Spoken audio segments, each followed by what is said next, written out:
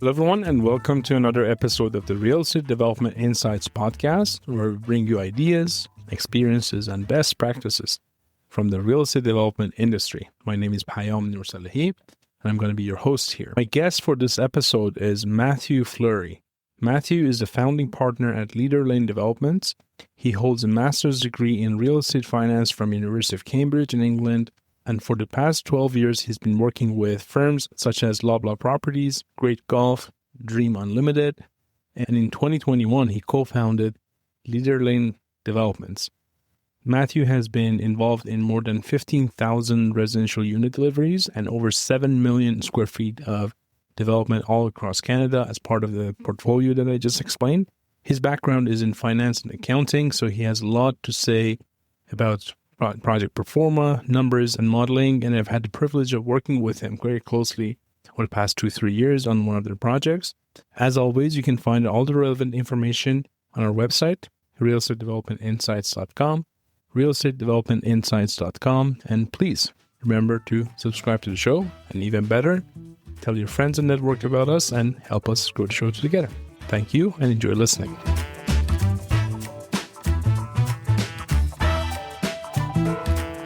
Hi, Mathieu. Welcome to the show. How are you doing today? Hi, Payam. I'm good, and you? Fantastic. Thank you for being here. Thanks you for and I having have me. worked together for a few years, but if you could let our audience know about who you are, who's Mathieu, give us a detailed background. All right. And we go from there. Mathieu Fleury. I'm one of the partners at Leader Lane Development. We're a mid-rise developer in Toronto focused on purpose-built apartment buildings. We have a few projects in Etobicoke right now. One of them that we've been working on together at 230 Royal York. It's a 9-storey, 60-unit last timber building that we're going to be occupying this summer. We have 2 more of those right now under construction that are coming up for construction in the following year in partnership with Windmill Development. We're under construction right now on the Queensway with Elm Developments. We have we're pretty busy in Etobicoke, but maybe I'll go back and maybe give you the full background as to how I got here. So grew up in Montreal. I did my undergrad in management accounting. I ended up going on exchange at the University of Manchester when I was doing my undergrad. I really enjoyed living in the UK. I wanted to specialize in real estate, started applying for a master's program over there, and got in the Master of Real Estate Finance at Cambridge. And so I ended up doing my master's over there. That was back in 2007, graduated in 2008 at the peak of the mortgage crisis. I couldn't find a job for the life of me. Yeah, it's funny how things come around. We're kind of in a similar situation now. Into a full circle. Yeah, so I know the feeling for some of the graduates right now that are looking for work. I remember when I graduated, and it was definitely challenging. So couldn't find a job for the life of me in England, unfortunately. Had to come back to Canada, move back to my parents' place in Montreal, and there wasn't much going on in Montreal either at that time. And started applying for jobs, and ended up, my first interview took almost a year to get. Ended up getting an interview to work for Loblaw Properties. And that was the first thing that came across that was even related to real estate. And I jumped on it, and I started working there, and it was kind of a new role at the time. I was really in charge of evaluating any kind of CapEx project that they had anything over $1 million that they wanted to spend money on. I was kind of running the analysis for that. So it was pretty interesting. I worked on a lot of new stores. At the time, Maple Leaf Gardens was kind of starting. There was the new store being built that was about to start at Queen and Portland. Kind of ended up spending 2 years there, but wanting to specialize more in development. So started applying for roles and got into Great Golf Homes and started there as an analyst. And it was kind of baptism by fire there at Great Golf when I started. The person that I was replacing had become CFO of H&R Development, and was filling some pretty big shoes. They had a lot of pro formas that were 6-month stales that hadn't been touched in a while, and was kind of brought on to kind of take over all of this. So the person at the time that hired me left within a month, and then I started reporting to one of the owners directly. And talk about deep end. Yeah, I definitely got thrown in the deep end pretty quickly. I remember 1 month in, I had my first real test. I was kind of rebuilding everything from scratch, and we had a partners meeting for Windmill East. I'll always remember. I got in the morning at like 8. I was meeting with 2 of the owners to go over what I did, and I'd kind of taken the liberty to adjust some of the assumptions in that pro forma interest rates and whatnot. And Best move. got told very quickly that I should not have done that, and I kind of like fixed everything before the meeting, and everything was okay. And it's like I made it. Like so, That's an important lesson learned there. Absolutely, yeah. So, no, very interesting time at Great Gulf. When I was there, we were working on a lot of high-rise projects. Obviously, Charlie was under construction at King and Charlotte. Windmill East was about to start. Had started marketing. They had just bought Pace at Jarvis and Dundas was going. They were replying to the RFP for on the waterfront. That was going to be the first building there. Kind of went through that. Went through quite a bit of acquisitions there at Great Gulf. 357 King, home at Create Power, Young and Rich. A lot of really cool projects. And so I started doing high-rise there. And then after a little while, there was really no one running numbers. It was for the low-rise business, so kind of took that over, and I really learned a ton at Great Gulf. Really enjoyed working there. It's really an awesome opportunity there. Yeah, it's really where I cut my teeth, I would say. Kind of being side by side, working with the owners, and just being in the nitty-gritty of development and kind of supporting that business. So an opportunity came up after about 4 years of doing that to move to Dream Unlimited, and it was a great opportunity, and I kind of took the jump and kind of build a team from scratch there. A similar role, but obviously Dream being a public company, a little bit more complexity in terms of the development finance and the reporting. And it was another very interesting experience there working at Dream Unlimited. There was a lot of projects going on. Also, the Panama Athletes Village was being built. The whole distillery district. There's a couple of parcels still left to build. I was dealing with the whole partnership with Streetcar Development, which was going on at the time, and we did a partnership with CP Rail at some point to become their kind of real estate advisor, if you want, to try to see if there was any redevelopment potential on all their underutilized land.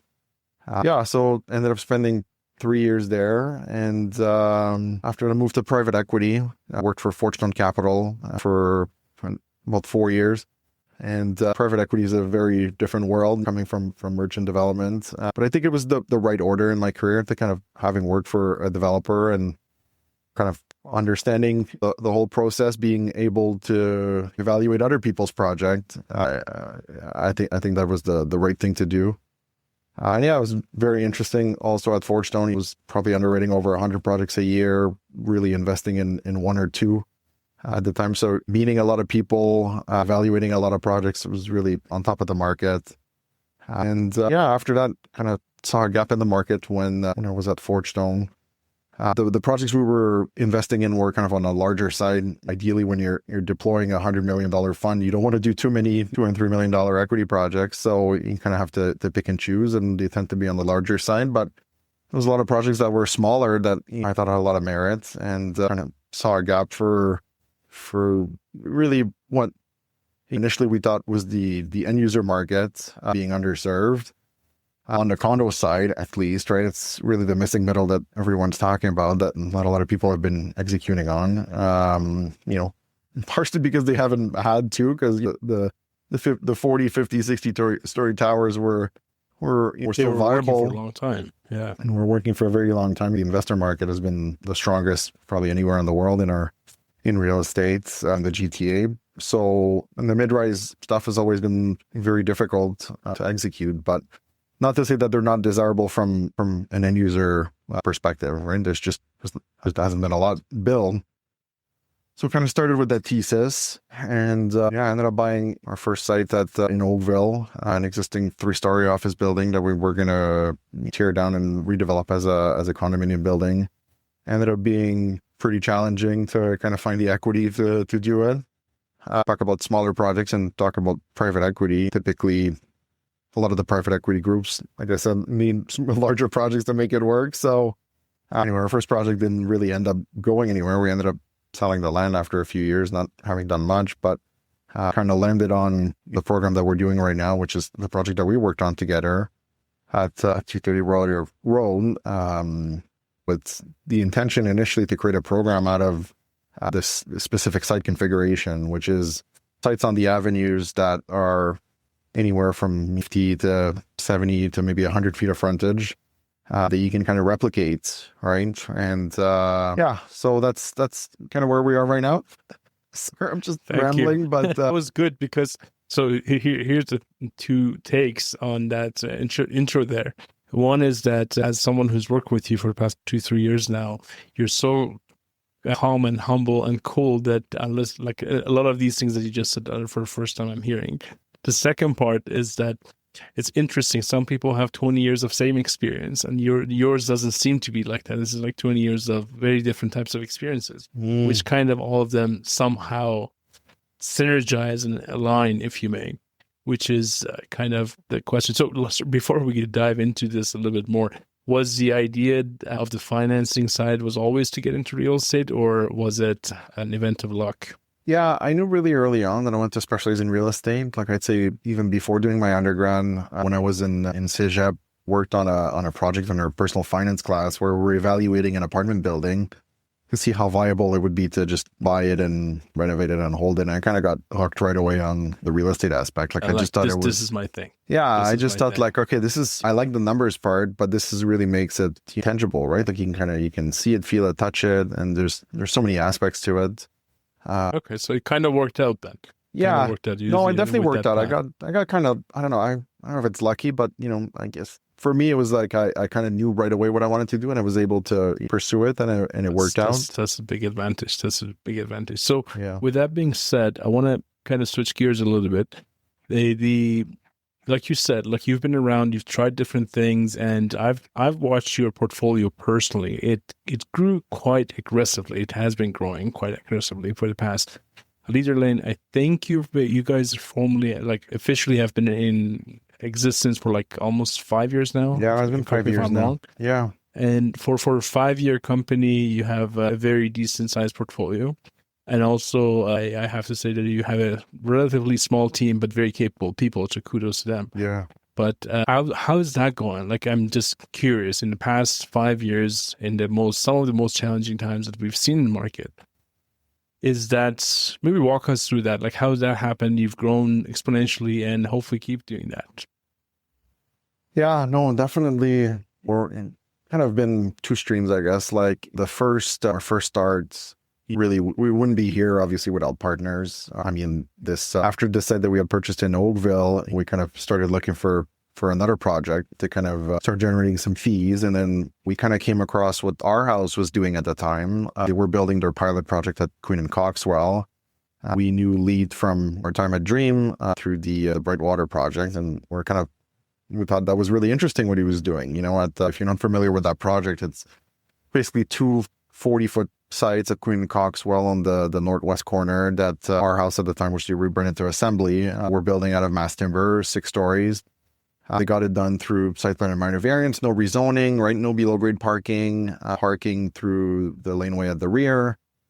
We're like, okay, that's really interesting. Like maybe this is something that we can create a program out of it. So yeah, initially kind of started working with our house on this initiative. We bought a site to do exactly that, 722 the Queensway in Royal York, 50 feet of frontage on a corner with a laneway at the back, and started raising equity for that. And again, it's like one site is fairly small, but we kind of reconnected with Windmill at the time, who we knew from our days at Dream. And Windmill had started this fund with Epic Investment called the One Planet Living Fund, which is a highly sustainable, if you're not familiar, the One Planet Living is an actual framework, not too dissimilar to Lead or Well. It's run by a nonprofit called Bioregional out of the UK. And that they thought that program was really appealing, right? Like building buildings out of mass timber, the repeatability, just the desirability of the product. But again, one site was very small, so it wasn't enough equity to kind of be worth anyone's time. So then we kind of went out and we bought 2 more sites. And the next one was at 230 Royal York, and that's the one that we first started construction on. And then we ended up buying another one at 430 Royal York, and we're like, okay, now we have 3 sites, right? Like let's do it. And we were pitching people at the time to do it as purpose-built rental, but nobody really believed the story at that time. I think rents in Etobicoke were $365 a foot. We were underwriting rents at $4, but at the time there had been 7 or 8 projects that had launched at $11.65 a foot that were all selling well. And we're like, okay, well, that was the classic story of the past 15 years. It's like, oh, condos are making more money, so let's do condos. So we started on that basis, but fortunately kind of pivoted fairly early on. I would say in 2023, we kind of saw the writing on the wall that, okay, things are not going to be the same anymore. And so, that kind of got us really started. And then we ended up buying another site that Jane and Bloor, also in partnership with Windmill, that we got rezoned. Took quite a bit of time on that one. And so we're still working on that. Then after that, we kind of focused on the slightly larger sites. So 1156 kind of came after that, where it's a full city block. But, we've been really good at not having to go through rezoning. The only one that we've gone through rezoning so far was the one at Jane and Bloor. But all our other sites have been approved through site plan and minor variance. And a lot of them, through City Rural area, got about 18 variances. Same for 1156 the Queensway. And yeah, we are where we are. I mean, look, it takes a while, right? Like we're 5 years in, but we haven't delivered anything yet. Crazy enough. So you're close. You're close to it. The first one, I think you're a couple months away, and the second one seems like you're not. You're in pretty decent shape. So yeah, let me just, if you were to simplify, if we were to work with that, your original thesis of repeatable urban infill projects, like 50, 60, 70 foot lots. What was your investment box? What were your criteria? Like how were you looking at them in terms of, okay, this is right, this is a good side, this one's not. Maybe can you simplify that for us a little bit? Oh, yeah, that's not an easy question. So it's not a fair question. Yeah, no, it's a very fair question. It's more what we're doing was very much pioneering, right? Like we started with, obviously, like everybody does, an idea of what the underwriting was going to be like, and I think it was very much predicated on time compression, because again, we're going through a rezoning. We're not building any below grade, or those buildings are slab on grade. The mass timber we thought was going to be very quick to build, obviously, because there's a big offsite component, right? So that was like the whole program was really much predicated on time compression, which on the first project is not really happening for multiple reasons. But yeah, I'd say that was probably the. So pick the path of least resistance, basically. Yeah, and that's what we did. I think, like, basically stick to the slab on grade. Don't ask for too many things. Let's just like get in, get out, get as quickly possible. Okay. Yeah. Although the rules of the city have changed, like in our favor, to be honest, for mid-rise, right? Like when we started, the angular planes were still very much a thing. Like the scheme at 230 Royal York was very different initially. We had townhouses at the back of that site because it's a 160-foot site, and then even now, like we're actually in a PMTSA now that got enacted. Like if it wasn't, if we would have been 2 years later, we probably wouldn't be even building the same building. We'd probably be going higher on that site. So things are moving. It seems like I was having a conversation the other day with a friend, and I'm like, listen, if with all this push that is coming through the financing, through CMHC, through regulations, policy at the city, mind you, they're not perfect, they're not still syncing up, but at the end of the day, this is the most push I've seen in the past more than a decade to get these mid-rises, infill urban projects actually moving. If this thing doesn't happen in the next 12 to 18 months, then quite honestly, I don't know how it ever would, right? Because like you said, like PMTSA, the MTSAs themselves, the whole thing about with the EHON major streets, it's opening a lot of doors. Don't get me wrong. Again, there are lots of issues that we deal with Toronto Hydro, with Toronto Water, with setbacks, with SBA. Like I can talk about this for hours and hours, and I'm sure you can do the same.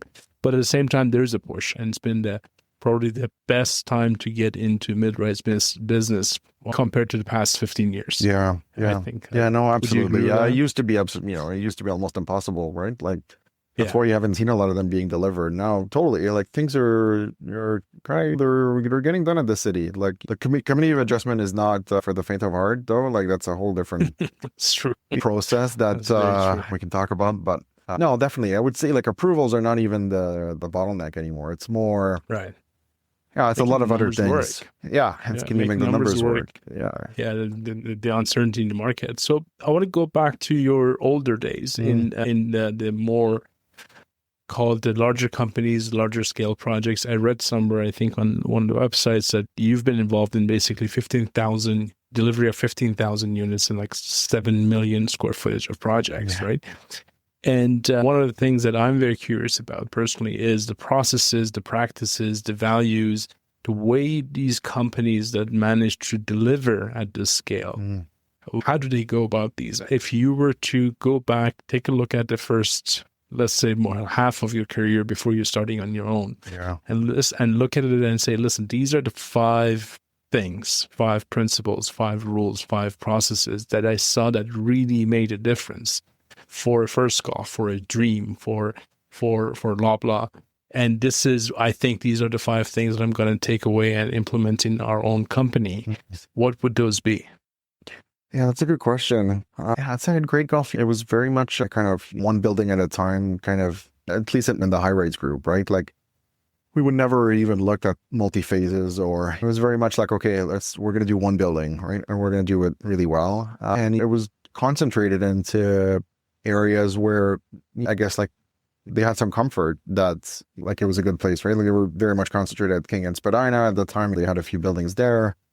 Charles and Jarvis. The waterfront was a little bit of an experiment, but, obviously Yonge and Bloor can't really go wrong, but kind of concentrated in those areas where just they had conviction, I would say. And it was very much about discipline. Like even back then, it was when I started, it was very much, I need you to know every single line item in this pro forma. Like, because development is very much about every single assumptions that go in there, right? It's just, there's no shortcut. Like you have to know everything. You need to know every single thing that you need to know how to calculate it and when you're going to spend it, where all those assumptions are coming from. And that's kind of, it's the sum of all this that kind of make the pro forma work. But it was very much, and that's why I learned so much in my position, is because everything at the end of the day kind of comes back to the pro forma, right? It's like you kind of have to take all the information from what everybody's doing and kind of consolidate it translate into a financial model that really tells the story of the building, right? So,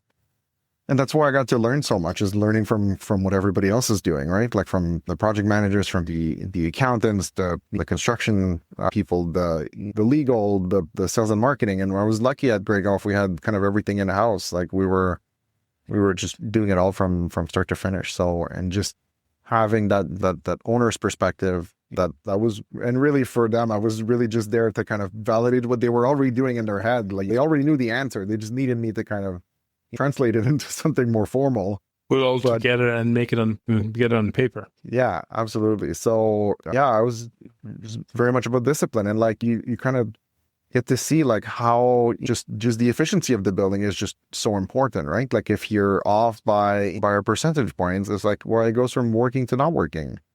Yeah, there's and sorry, efficiency. You're talking about layouts, building efficiency. Yeah, like what you're selling over what you're building, right? So discipline and building efficiency, layout efficiency. Anything else comes to mind?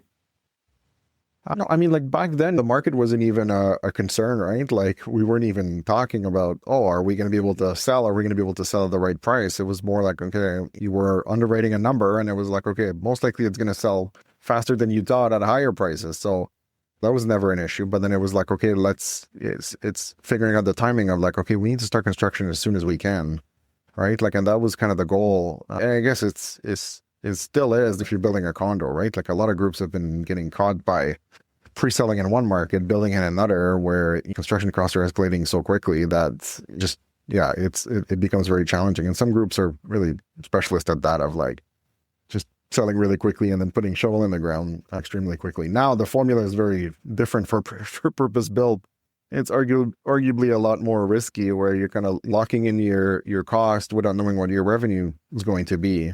You really have no safety net, like building the building on spec. It's a whole, and that's why a lot of groups I think haven't been wanting to pivot, right? Because it's a very risky proposition. So if it's from condo to purpose built rental, yeah. So you're saying that in your mind, despite the somewhat of a rush that we have on the PVRs these days, you still think it's pretty risky endeavor? Absolutely. Yeah. It is very risky. Yeah. I think it's a rush because a lot of groups are stuck and they don't have a choice, which if you're kind of stuck, like we've kind of been lucky that we're not stuck with any projects that are that we've started selling that we're stuck in the not being able to reach our pre-sales threshold, or that we've sold and now we're trying to close and we have a lot of unsold unit. Like we're not, like thankfully we've pivoted early enough. You can wait. Basically, you can wait and you can bear it out, I guess. Yeah, we can't wait too long, but we're at least we're not dealing with like kind of, it's not crisis management on like, okay, we're really struggling in any of those two situations. And then to be clear, like going back to the PBRs, because that's interesting for me to dive in a little bit more. Is the main risk in your mind the actual demand in the market, or like which would translate into what your square footage rent is going to be, or like are you like what is the main driver of the uncertainty there? Yeah, I'd say the market, right? Like if you've delivered the building at a certain cost, you need the rents to be at a certain level, right? Then you obviously can't wait too long to fill up the building either. So it's like absorption is a concern, rent levels are a concern. You're gonna have a fairly significant loan to service that you need to generate enough cash flow to do that. Otherwise, you're gonna have to kick in a lot more equity to keep afloat. So yeah, I'd say that's, and obviously you're still dealing with the construction risk during construction, obviously, which is kind of the same. But yeah, it's that exit that's not certain, right? Like you're not you haven't sold anything. I guess it's not as certain as it would have been if you had a pre-sold condo at like 75%. Yeah, that's definitely a different ball game. Yeah. And I guess with that, like if you're modeling something these days on your pro forma, how are you seeing the effect of the supply cliff that we're forecasting to happen in about 3-4 years? Like, how do you even deal with that? Yeah, I think you got to be conservative. Like, I think we're trying to underwrite at today's rents and with no escalations whatsoever right now, and we're trying to be conservative on our rents to make sure that we're going to achieve them.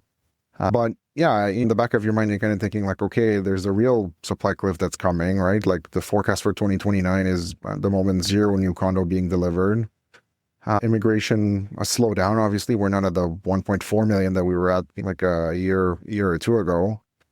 But still, people are still coming in, right? Like inflation, like immigration is going to stabilize at levels that it was for the last 10 years, right? Like if we're 400,000 in Canada, you're thinking probably 80 to 100,000 are coming to the GTA. They need somewhere to live.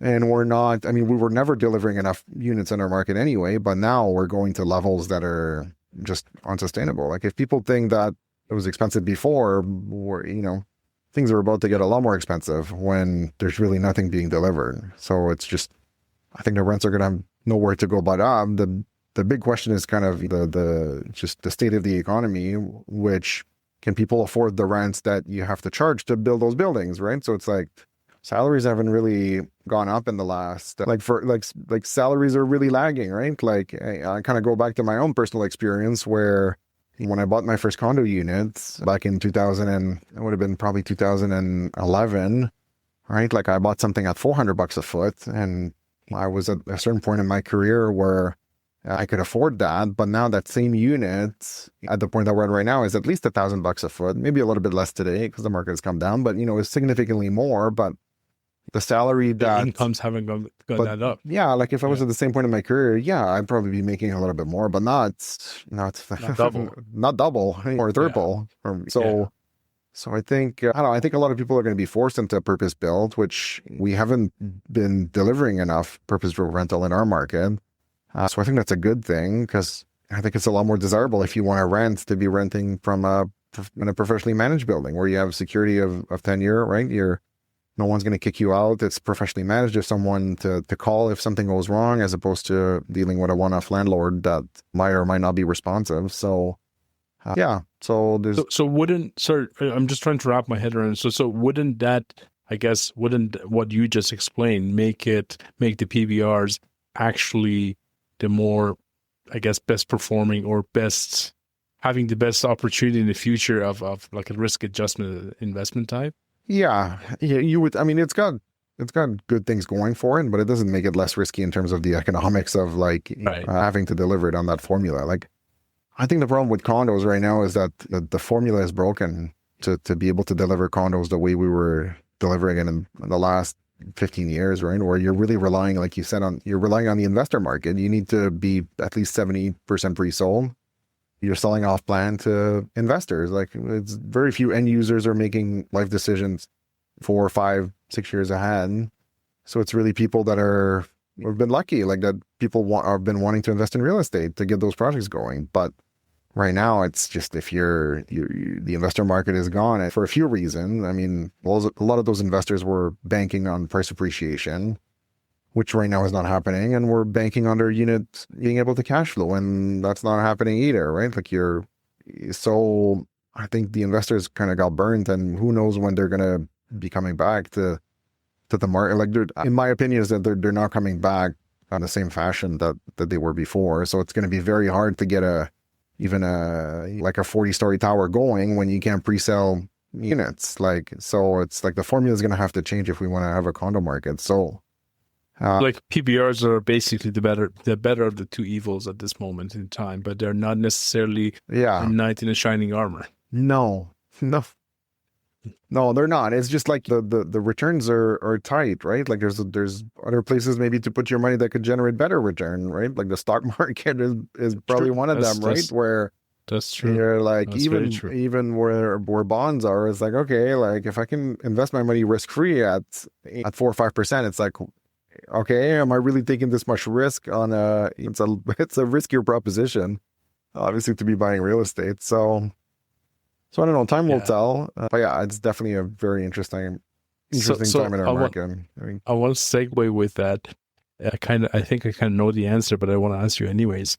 If we were to go back to 2021, before the minute you decided that this is I'm gonna flip this switch and we're gonna have our own development business going on, what are some of the things you wish you had known back then? Yeah. Oh my God, yeah. I wish I had a crystal ball for how this was going to go. I mean, nothing can really prepare you. I mean, and it's probably true with entrepreneurship in general. It's it's a roller coaster, right? You just there's a lot of downs and very few no's, right? It's like it's like no, yes, no, yes, right? So you kind of have to take it in strides, but. Look, it's definitely not easy, and like real estate development in general, it's a very high barrier to entry, right? Like it's just it's very capital intensive. You got to provide a lot of personal guarantees on money that you're borrowing, which is something you wouldn't have to do if it was in the States, for example. So no, I mean you kind of have to just I don't know, like move forward. Like you got to just try to do your best every day, and just keep moving forward. So. Gotcha. In terms of with the city dealing with the approval process, I know you and I have shared some of the experiences, obviously, but what are some of the opportunities you're seeing right now for future? Like I don't know if you're in the process of buying new sites, picking up property, what assumptions are you building into your next purchases in terms of, okay, I think the policy, the approval, the financing is moving in this direction. Here's where I'm going to make some assumptions when I'm underwriting a new site. Yeah, I think we probably have a better idea now of what is going to be able to be getting approved, at least on what we're building. The mid-rise form, the mid-rise guidelines have changed pretty significantly from the moment that we started. So I think we have a pretty good idea now of like, okay, yeah, we think like this is doable. This is doable as a site plan or minor variance, and minor variance quickly, or depending on the site, maybe not so quickly. So that's kind of gauging that during your DD period to say like how confident are you. We're also very much relying on having a pack with the city early on to kind of flush those things out to make sure that we're not crazy. But yeah, I'm really lucky that I have two exceptional planners on my team that are very much on top of the policies. So yeah, and I mean that's the thing with development also is you're relying on a lot of people, right? Like to kind of it's true. It's a team sport. It's a team sport. It's definitely a team sport. So. Are there any trends Like you with 230 Royal York, with the Halsa project, you guys were at the very peak of a trend in Toronto and Ontario with testing out and pushing the barriers. And kudos to you and also the Windmill team for making all that push and making the leap to use that new system, build the one-of-a-kind building that we currently have. Mm. Aside from that, or maybe in addition to that, are there any other trends that you're seeing in the market that excites you in terms of on the construction side of things or on the innovation side of things that you would think in the next 5 to 10 years things are going to be better? Yeah, it's tough, right? Like our industry really hasn't been moving very fast in terms of new methods of construction or new technologies, or we're always kind of lagging, right? Like, and it's, I mean, part of it is like there hasn't been the need for innovation because things were working before, right? It was very much rinse and repeat, right? Like we built that way the last time it worked. Like, why are you going to change anything, right? So now we're at a point in time where it is more challenging. We got to look at alternatives to see how can we make it faster, cheaper, better, right? Like more sustainable. So yeah, and this is really what we've been trying to prove out with 230 Royal York. So whether we can replicate it, time will tell. But yeah, I am excited about a lot of those alternative methods of construction, right? Like we have been exploring fully modular. There's a lot of groups that are doing it elsewhere that want to replicate that formula here that I think could be super interesting. But it comes with a lot of challenges to do any kind of offsite construction. Just the financing is tough. The logistic is hard, right? Very true. But yeah, it is exciting. Like there's definitely a lot of cool things happening on that front. I don't know, for me, like I'm still excited about the kind of the more livable scale, right? Like I wish we were able to build larger units. So unfortunately, it's hard to make the project work if you have all large units that are all catered to end users. Like I live in a condo building. I like living in a condo building. I'd like to live in a slightly smaller condo building. But there's not a ton of them, right? And it's just it's hard to find suites where you can raise 2 kids in a condo. So I wish I could deliver more of that, but just the economics are challenging. So yeah. That's what we're really pushing for, because it seems like you said, the missing middle is missing, and that's what we're pushing for. In terms of we have a traditional question on the podcast. If we were to give you a magic wand for the next 5 minutes, where you could change one law or one paradigm, or make a wish, basically, to make things a little bit better when it comes to our industry as a construction or development or investment in real estate, that would lead to a more affordable, livable society and community and city. Yeah. What would that one wish be? Yeah, I think you definitely got to reduce government fees in general, right? Like it's gotten extremely expensive to build, and that's kind of by design, right? That's kind of self-inflicted, right? Like just the amount of taxes that we gotta flow through in our financial model, right? That all gets passed to the consumer, right? Like it's at the end of the day, that's what's happening, right? Like, and that's what people don't realize, that that's just, we need a certain margin to be able to build. Otherwise, nobody's gonna lend you money if you don't have the prospect of getting it back. So you need a certain margin, therefore you need to charge a certain price. If costs go up, then I got to pass it on somewhere. So between the 2-line transfer tax that we have, development charges that hopefully they're going to go down. We'll see how that gets implemented. But education levy, parkland dedication, community benefits charges, lane occupancy, building permit, application, like the list goes on and on, right? Like it's, you look at other jurisdictions, especially in the States, where it's like, oh yeah, you need a building permit and that's going to be $1,500 to build 100 units. It's like, okay, we're not, like, it's a different model, right? Like, so you provide relief on that front, and yeah, we'll be able to build more, hopefully. Like, nothing would make me more happy to charge less rent and fill the building faster and be able to do another one, right? Like, so yeah, and build and do more of it, because Yeah. at the end of the day, and this is what we've talked on this podcast before as well, is that I personally believe that development is a community service. Like at the end of the day, you're providing a service to a community that enables them to bring new blood, get better buildings in place, and hopefully have a larger, more vibrant community. Yeah, absolutely. Yeah, you need people to make a place vibrant, right? Like it's just, Yeah. and I don't know, like that's what we're trying to do, is create places where people actually want to live and where there's stuff to do. And so And I think I was, I'm a little bit biased here, but I think you're the 230 Royal York project, especially with the exposed mass timber ceilings and the type of the product.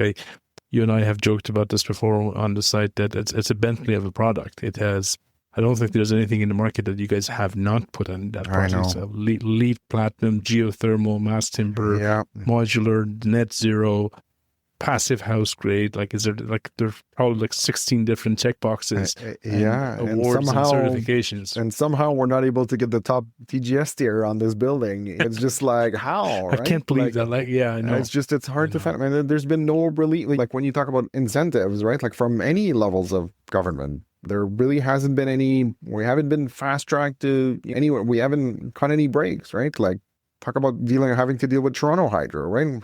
Had to relocate poles across the street, as you remember. Right? Yeah. Like how much does that cost? Right? It's just like, you're dealing with a monopoly. You only have one. You can only go to Toronto Hydro if you need this to happen. So when they send you the bill, it's like, oh, if you want to build your building, you better pay it. So it's a lot of those things where it makes it.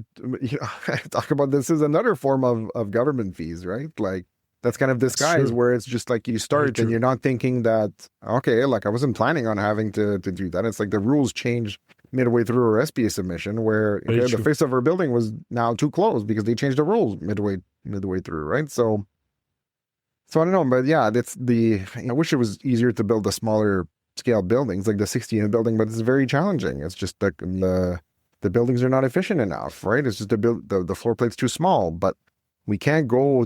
We didn't even have the option here to go and buy the neighbor to make it bigger, because then you get over 60 units and now you got to provide type G loading. And now, well, guess what? I don't have room to do type G loading. I can't.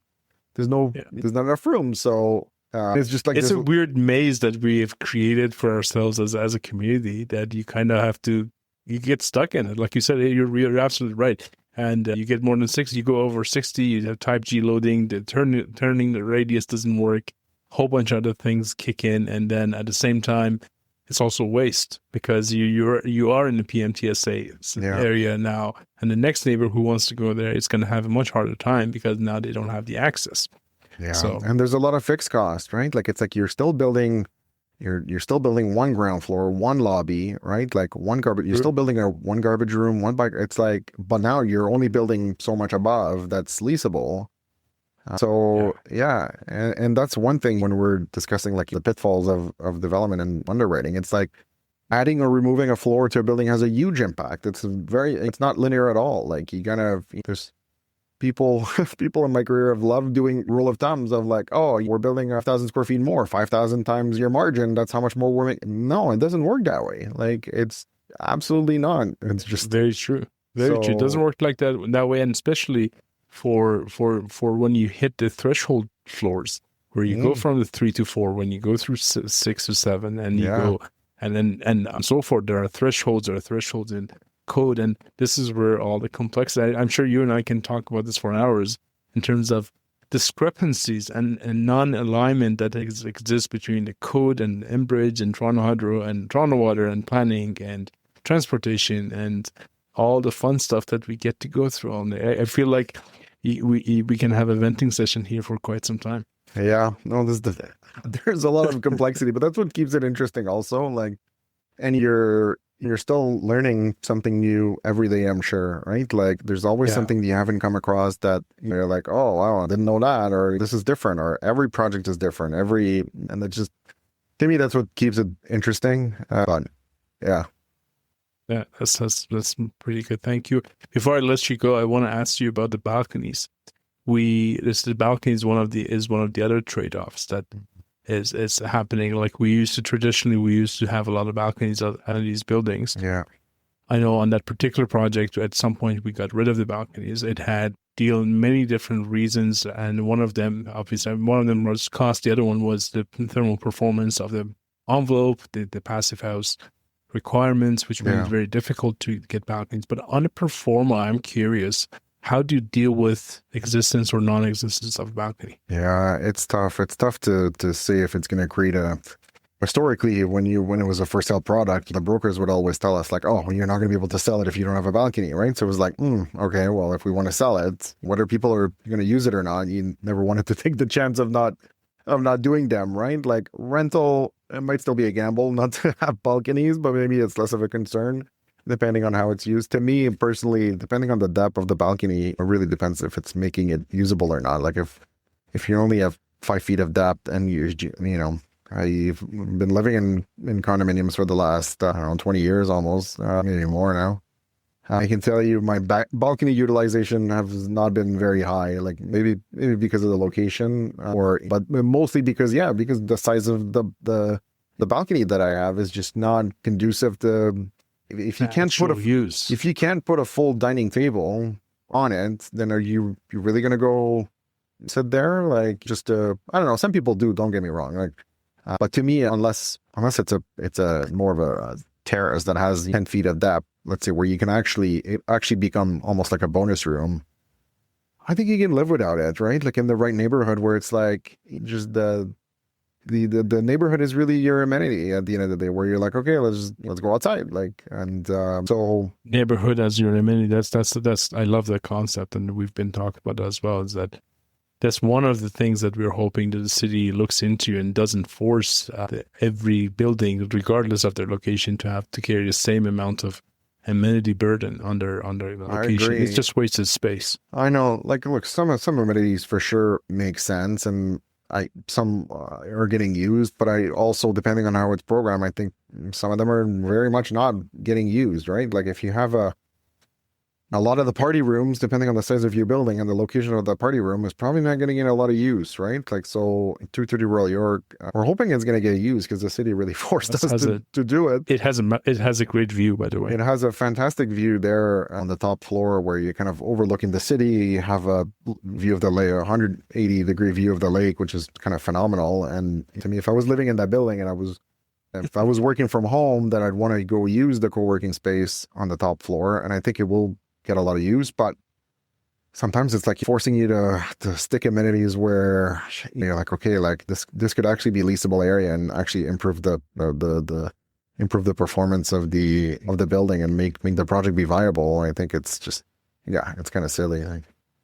Thank you very much, Matthew. I appreciate you being here. Do you have any thoughts that you wish to share with our audience before we wrap this up? No, thanks, Payam. It's always interesting to talk to you. We can keep going for a while. I'm really curious to get your thoughts on a lot of things. One thing that we're kind of exploring right now that we haven't talked about is the multiplex. I saw you at the Missing Middle Summit there, which was very well attended, and I think a lot of people are looking at that build format, that product. I think that's also. It has its own challenges, to be honest with you, but I also think that it's a good option. It's a very good option. It's more than good. It's a very good option for diversification and enabling a lot of people to get into the market. It's interesting now that you mentioned it, because the type of investors and type of people that I'm dealing with who's interested in that would not be the same type of people who are interested in a mid-rise building. Yeah. And in a good way. It means that we're bringing fresh capital, fresh innovation into the industry. And I've always said that I think we have a very competent low-rise sector that with a little bit of an upgrade can easily handle. I think a lot of them need the upgrade, but they can handle the multiplexes. So I'm very excited to see. We're involved in a few. Yeah, so I'm very excited to see how it goes. What are your thoughts? I'm really excited to see where it goes too. We're kind of softly exploring it, seeing if this is a model that can work. But I don't know. To me, it's I like the idea of it, of going straight to building permit, no development charges. Like there's my wish being granted of reducing a lot of those government fees, right? No DCs, no parkland, no community benefits charges. Like that adds a big burden. You're building stick frame, which was a lot cheaper than building in concrete, slab on grade, again, just faster construction. And I think you're creating units that should be very desirable from an end user perspective, where you're able to deliver a 3-bedroom unit in, 1,250 square feet that lays out well. That's a walk up. You don't have to deal with elevators. I think you can charge, let's say, $3,500 a month for it if you can build it at the right price. And I don't know. I think that's got a lot of appeal to it. Is that the thing is I 100% it's just, agree. you got to be kind of have to do a lot, like you kind of have to build a lot of them to kind of replicate what I'm doing right now at 200 units. But yeah, But that's what I'm saying. I don't think this is going to replace that. Like I don't yeah, think we should never think about it as if no, the multiplexes are going to fill the gap and replace the 8-story 200 unit building, because that's just not going to happen. yeah, But it's an addition, it's an augment, if you may, yeah, to the process, which hopefully, like not hopefully, it will play a role. yeah.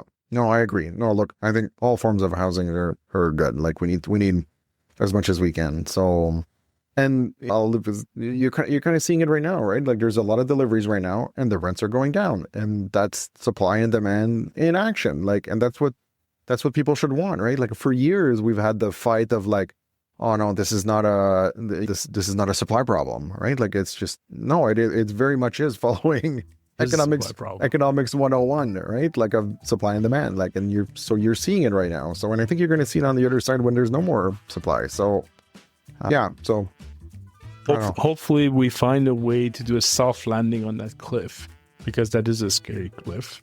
Yeah, I'm I don't know hoping how, this how soft it's going to be, but there will be a little bit of bump, I'm sure. yeah, Hopefully not. We keep our bones intact.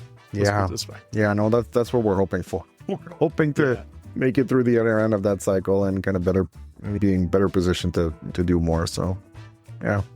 Thank you, Matthew. This has Thanks, been Payam. fun, and hopefully in a year or two we do a round 2 of this. Yeah, that'd be Have great. better updates. Thanks, Thank Payam. you very much. Thank you. Just one last thing before you leave, please make sure to visit our website. We have put together a whole bunch of different resources that you can download for free from our website. These include checklists, manuals, and also access to previous webinars. In case you have missed any of our previous webinars, you can go there, get the replay link, download the slides, and benefit from all these free resources that we've gathered on the website. Please make sure to visit. Thank you.